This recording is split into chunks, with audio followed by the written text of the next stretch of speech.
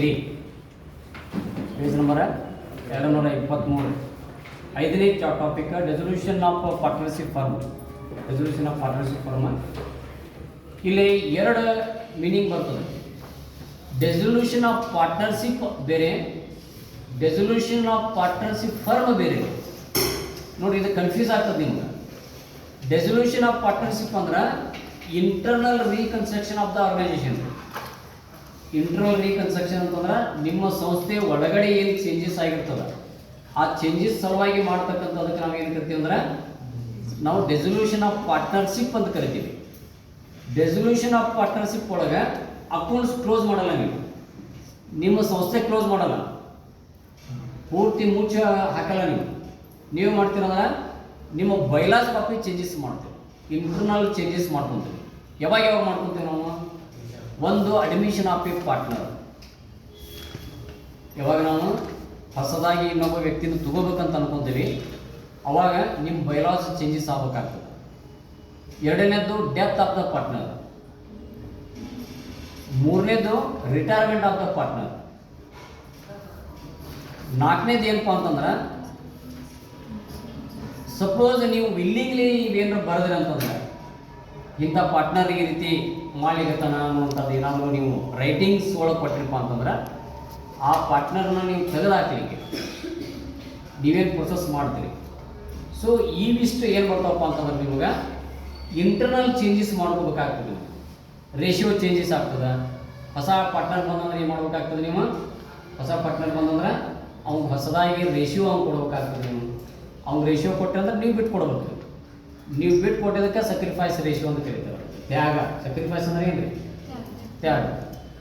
ಇಬ್ಬರು ಯಾರು ಪಾರ್ಟ್ನರ್ ಇರ್ತೀರಿ ನೀವು ತ್ಯಾಗ ಮಾಡಿ ಅವನೊಂದು ಸ್ವಲ್ಪ ಬಿಟ್ಟು ಕೊಟ್ರಿ ಅಂತಂದ್ರೆ ಅದಕ್ಕೆ ಸಕ್ರಿಫೈಸ್ ರೇಷಿಯೋ ಅಂತ ಕರೀತಾರೆ. ಈ ಸಕ್ರಿಫೈಸ್ ರೇಷಿಯೋದಿಂದ ನೀವು ಪ್ರಾಫಿಟ್ ಶೇರಿಂಗ್ ರೇಷಿಯೋ ಕ್ಯಾಲ್ಕುಲೇಷನ್ಸ್ ಮಾಡ್ತೀರಿ. ಇದು ಎದ್ರೊಳಗೆ ಬರ್ತದೆ ರೀ? ಡೆಸೊಲ್ಯೂಷನ್ ಆಫ್ ಪಾರ್ಟ್ನರ್ಶಿಪ್ ಅದರೊಳಗೆ ಬರ್ತದೆ.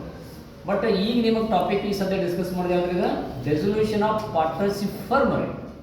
ಇಲ್ಲಿ ಏನಾಗ್ತದಪ್ಪ ಅಂತಂದ್ರೆ there are so many ways the modes of dissolution of partnership firm ಅಂತ ಕರಿತೀವಿ. ಒಂದೇದು ಏನಪ್ಪ ಅಂದ್ರೆ dissolution by agreement. Dissolution by agreement ಅಂತಂದ್ರೆ ಈಗ ಪಾರ್ಟ್ನರ್ಸ್ ಏನು ಮಾಡ್ತಾರೆ ಅಂದ್ರೆ ಒಂದು ಕಾಂಟ್ರಾಕ್ಟ್ ಮಾಡ್ಕೊಂಡಿರ್ತೀರಿ ನೀವು ಪಾರ್ಟ್ನರ್ಸ್ ನಡುವೆ. ಇಷ್ಟ ಈ ರೀತಿ ನಾವು ಹಿಂಗಿರೋನು ಇದೇ ರೀತಿನ ಅಂತೇಳಿ ಯಾಸ್ ಪರ್ ದ ಅಗ್ರಿಮೆಂಟ್ ಮೂಲಕವಾಗಿ ನೀವು ಮಾಡ್ತೀರಿ ಅಂದ್ರೆ ಡಿಸಾಲ್ವ್ ಆಗ್ತದೆ. ಅದ್ರೊಳಗೆ ನಿಮ್ಮ ವಿಲ್ ಒಂದು ರೀತಿ ವಿಲ್ ಬರ್ದಂಗೆ. ಈಗ ನಾ ಎಕ್ಸ್ಪರ್ಟ್ ಆದ್ಮೇಲೆ ಇಂಥವ್ರಿಗೆ ಹೋಗ್ಬೇಕು ಅಂತ ಏನು ಬರ್ದಿರ್ತಾರಲ್ಲ ಹಂಗಿದ್ದಂಗೆ ಬೈ ಇಬ್ಬರದ್ದು ಮ್ಯೂಚುವಲ್ ಅಗ್ರಿಮೆಂಟ್ ಮೂಲಕವಾಗಿ ನೀವು ಡಿಸಾಲ್ವ್ ಆಗ್ಬೋದು. ಸೆಕೆಂಡ್ ಏನಂದ್ರೆ ಡೆಸೊಲ್ಯೂಷನ್ ಬೈ ಕಂಪಲ್ಸರಿ ಡೆಸೊಲ್ಯೂಷನ್ ಅಂತೇಳಿ ಬರ್ತದೆ. ಯಾವಾಗ ಕಂಪಲ್ಸರಿ ಡೆಸೊಲ್ಯೂಷನ್ ಬರ್ತದಂದ್ರೆ ಯಾವಾಗ ಒಬ್ಬ ಪಾರ್ಟ್ನರ್ ಪ್ರಾಪರ್ ಆಗ್ತಾನೆ, ಇನ್ನು ಸರ್ವೆಂಟ್ ಆಗ್ತಾನೆ. ನನ್ನ ಕಡೆ ದುಡ್ಡಿಲ್ಪ ಅಂತ ಕೈ ಐತೆ ನನಗೆ. ಈಗ ಕೇರಮ್ ಬೋರ್ಡ್ ಆಡ್ತಿರೋದಲ್ರಿ, ಕೇರಮ್ ಬೋರ್ಡ್ ಒಳಗೆ ಎರಡು ಟೈಪ್ ಅದ ರೀ ಗೇಮ್ಸ್ ಒಳಗೆ.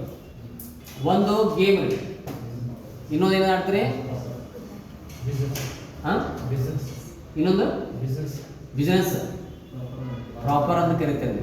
ಹೌದ್ರಿ? ಪ್ರಾಪರ್ ಅಂದ್ರೆ ಈಗ ನಾರ್ಮಲಿ ನೀವು ಕಾಯಿನ್ ಹಾಕೊಂಡು ಹೋಗ್ತೀರಿ, ಯಾರ ಕಡೆ ಕಾಯಿನ್ ಕಲಿಯಕ್ಕವಲ್ಲ ಅವ್ನು ಏನಂತ ಕರಿತೀರಿ ನೀವು? ಪ್ರಾಪರ್ ಅಂತ ಕುಂತೀವಿ. ಅವ್ನು ಮತ್ತು ಅಲ್ಲಿ ಕುಂತಂದ್ರೆ ಏನು ಹೇಳ್ತೀರಿ ನಾವು? ಸ್ವಲ್ಪ ಹಿಂದಕ್ಕೆ ಸರಿಪ ಅಂತ ಹೇಳ್ತೀವಿ ನಾವು. ಅಂದ್ರೆ is out of the game ಅನ್ನಂಗೆ ರೀ. ಪ್ರಾಪರ್ ಅವನ ಕಡೆ ದುಡ್ಡಿಲ್ಲ, ಅವಾಗ ಕಂಪಲ್ಸರಿ ಡೆಸೊಲ್ಯೂಷನ್ ಮಾಡ್ಬೇಕಾಗ್ತದೆ. ಇನ್ನು ಸೆಕೆಂಡ್ ಏನಪ್ಪ ಅಂದ್ರೆ if the partner involves in the illegal activity ಅಥವಾ ಫರ್ಮ್ ಇಲ್ಲಿಗಲ್ ಆಕ್ಟಿವಿಟಿ ಒಳಗೆ ಭಾಗವಹಿಸಿದ್ರೆ, ಲೀಗಲ್ ಆಕ್ಟಿವಿಟಿ ಅಲ್ರಿ, ಇಲ್ಲಿಗಲ್ ಆಕ್ಟಿವಿಟಿ ಒಳಗೆ ಒಂದು ಫರ್ಮ್ ಭಾಗವಹಿಸಿದ್ರೆ ಅಥವಾ ಒಬ್ಬ ಪಾರ್ಟ್ನರ್ ಭಾಗವಹಿಸಿದ್ರೆ ನಿಮ್ಮದು ಕಂಪಲ್ಸರಿ ನೀವು ರೆಸೊಲ್ಯೂಷನ್ ನೀವು ಮಾಡಬೇಕಾಗ್ತದೆ. And if any partner involves in the unlawful, ಕಾನೂನುಬದ್ಧ ಇಲ್ಲದ ಒಂದು ಆಕ್ಟಿವಿಟಿ ಒಳಗೆ ಭಾಗವಹಿಸಿದಪ್ಪ ಅಂತಂದ್ರೆ, ಅಥವಾ code of conduct, professional code of conduct ಅಂತ ಬರ್ತದೆ. ನೀವು ಇದೇ ರೀತಿ ಇರಬೇಕಂತ ಇರ್ತದೆ ಪಾರ್ಟ್ನರ್ಶಿಪ್ ಅಂತಂದ್ರೆ, ನೀವು ಅದನ್ನು ಫಾಲೋ ಮಾಡಿಲ್ಲ ಅಂತಂದ್ರೆ ಅವಾಗ ಏನಾಗ್ತದೆ ಅಂದ್ರೆ ಕಂಪಲ್ಸರಿ ಡೆಸೊಲ್ಯೂಷನ್ ಆಗ್ತದೆ. ಇನ್ನು ಮೂರನೇದು ಏನಪ್ಪ ಅಂತಂದ್ರೆ ಆನ್ ಹೆಪ್ನಿಂಗ್ ಆಫ್ ಸರ್ಟನ್ ಕಾಂಟಿಂಜೆನ್ಸೀಸ್, ಕೆಲವೊಂದು ಆಕ್ಟಿವಿಟಿ ನಡೀತವ, ಅಂತ ನಡೆದಿದ್ದು ಕಂಪಲ್ಸರಿ ಅವಾಗ ನೀವು ಡೆಸೊಲ್ಯೂಷನ್ ಮಾಡಲೇಬೇಕಾಗ್ತದೆ. ಯಾವಾಗ ಆಗ್ತದೆ ಅಂದ್ರೆ ಒಂದು by the expiry of the term.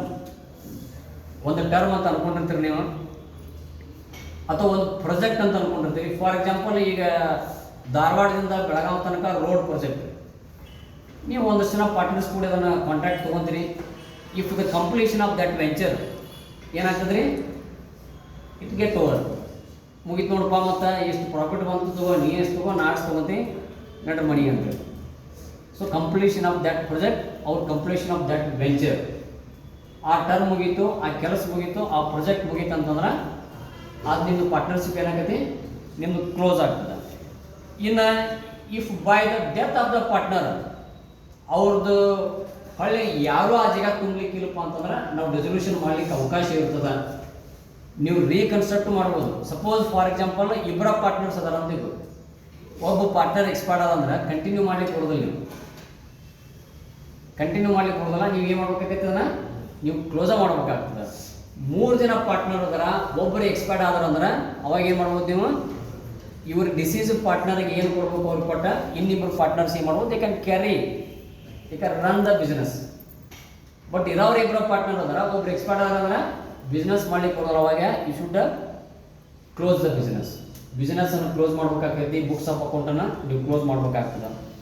And if any partner declared as a insolvent, ಅವ ವೈಯಕ್ತಿಕವಾಗಿ ತಾನೇ ಡಿಕ್ಲೇರ್ ಮಾಡ್ತಾನೆ, ನಾ ಇನ್ಸಾಲ್ವೆಂಟ್ ಆಗೀನಿ ಅಂತ, ಅವಾಗ ಏನಾಗ್ತಿತ್ತಪ್ಪ ಅಂತಂದ್ರೆ ನೀವು ಡೆಸೊಲ್ಯೂಷನ್ ಆಫ್ ಪಾರ್ಟ್ನರ್ಶಿಪ್ ಮೂವ್ಮೆಂಟ್ ಮಾಡಬೇಕಾಗ್ತದೆ.